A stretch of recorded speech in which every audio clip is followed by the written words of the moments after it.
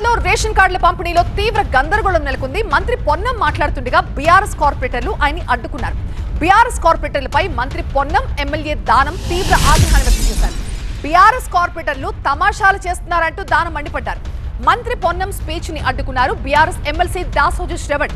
దీంతో సభలో గందరగోళం నెలకొంది. వేదిక మీద ఉన్నటువంటి పెద్దలు కూర్చోండి. సభ నిర్వహణ మంత్రి నేను చెప్తారు, ఎవరెవరు మాట్లాడతారో నేను చెప్తా. కూర్చోండి, కూర్చోండి, కూర్చోమని చెప్తాను.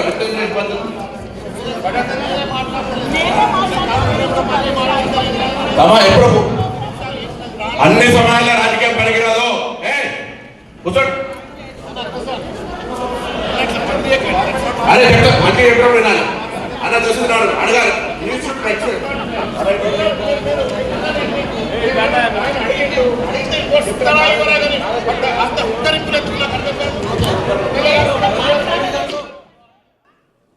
My intention is not to take a dig at you. My intention is to set the record right.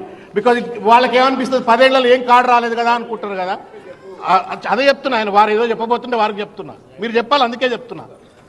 6,47,479 ration కార్డులు 2014 తర్వాత ఉన్న రేషన్ కార్డులకు అదనంగా కూడా ఇచ్చినారు. అందులో ఖైరతాబాద్కు సంబంధించిన వాళ్ళు కూడా ఉన్నారనే ఒక విషయాన్ని నేను తెలియజెప్తూ, 4 కిలోలు నలుగురికి మాత్రమే ఉండే, కానీ 6 కిలోలకు పెంచి అది కూడా అన్లిమిటెడ్గా పెంచినట్టు ఒక విషయాన్ని కూడా నేను గుర్తు చేస్తూ, నేను మంత్రి గారికి హృదయపూర్వకంగా మరొకసారి I'm thanking you that you started this program, but this data also has to be furnished transparently to everybody.